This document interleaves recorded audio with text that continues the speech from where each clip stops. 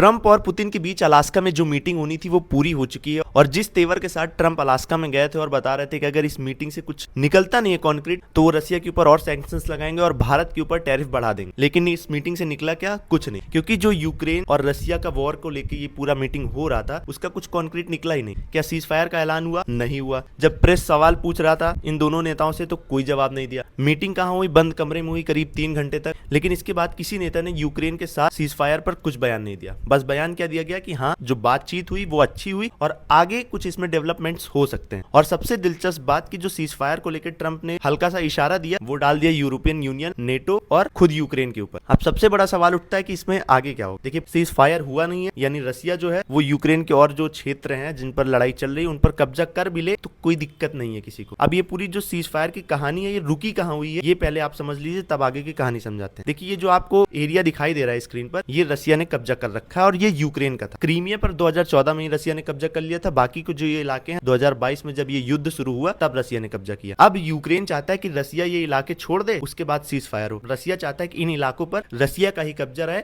और अगर इस बात पर दुनिया एग्री करती है तब सीज फायर हो जाएगा। ट्रंप जब पुतिन से मिले तो शायद बात इसी चीज पर होनी थी, लेकिन कुछ इस चीज पर निकला ही नहीं। पुतिन शायद इस चीज पर एग्री हुए नहीं कि वो इस एरिया को छोड़ेंगे। तभी ट्रंप ने बहुत ही डिप्लोमेटिक तरीके से बोल दिया कि अब बात जेलेंस्की और नेटो से हम करेंगे, उसके बाद पता करेंगे कि क्या होना है क्या नहीं होना है। और पहली चीज, जिस देश को लेकर ये बात होनी थी वो देश टेबल पर था ही नहीं, तो कोई दो बाहरी देश जाकर कैसे तय कर सकते हैं कि जेलेंस्की और पुतिन के बीच शांति समझौता होगा। तो कुल मिलाकर ये जो मीटिंग थी ये सिर्फ एक ट्रंप का जो हवाबाजी वाला शो होता है वो बन के रह गया है, क्योंकि जब पुतिन आया तो उन्होंने अपना पावर दिखाया, आसमान में B-2B बॉम्बर लहराया, पीछे F-35 विमान खड़े कर रखे थे। और अगर हाँ इस मीटिंग में अगर आप कुछ पॉजिटिव देखना चाहते हैं तो अगली बार फिर से पुतिन और ट्रंप की मुलाकात हो सकती है, लेकिन इस बार मॉस्को में होगी। पुतिन ने तो ये भी कहा है कि अगर शायद ट्रंप 2022 में राष्ट्रपति रहे होते अमेरिका के तो ये युद्ध होता ना। बस ये डिप्लोमेटिक बयानबाजी है, ये कुछ होता नहीं है। जियोपॉलिटिक्स में फिर से यही कहा जाता है ना, किसी का कोई दोस्त परमानेंट होता है ना कोई दुश्मन होता है। वो वहां पर मौजूद थे इसलिए उनके हिसाब से बातें की। अब इसमें कोई बड़ी बात नहीं है कि पुतिन वापस आए और यूक्रेन पर रसिया हमला तेज कर दे। और ये होगा क्यों? क्योंकि यूरोपियन यूनियन, नेटो इस बात पर एग्री कभी नहीं करेंगे कि रसिया ने यूक्रेन के जिस क्षेत्र पर कब्जा कर रखा है वो रसिया का ही रह जाए, इसके बाद सीज फायर। इस पर जेलेंस्की भी नहीं मानेंगे। तो ट्रंप किस बुनियाद पर सीज फायर कराने चले थे मुझे तो ये नहीं समझ में आ रहा है। दूसरी सबसे बड़ी चीज, भारत के लिए इस मीटिंग से क्या निकलकर सामने आया, तो जो सेकेंडरी टैरिफ लगा रहे थे ट्रंप वो भारत पर अब कुछ समय के लिए रोक दिया गया है। ट्रंप ने कहा है कि फिलहाल इसकी जरूरत नहीं है, तो जो और टैरिफ लगना था भारत पर जिसको लेकर दबाव बनाया जा रहा है वो फिलहाल के लिए रोक दिया गया है। फिलहाल इस मीटिंग का रिजल्ट अगर आपको एकदम समराइज करके बताऊं तो पुतिन ट्रंप को डोमिनेट कर लेगा और ये मीटिंग में जितनी बातें हुई वो सिर्फ पुतिन के हिसाब से हुई। ये मेरा पॉइंट ऑफ व्यू है। आपको क्या लगता है? अपना ओपिनियन कमेंट बॉक्स में जरूर दीजिएगा।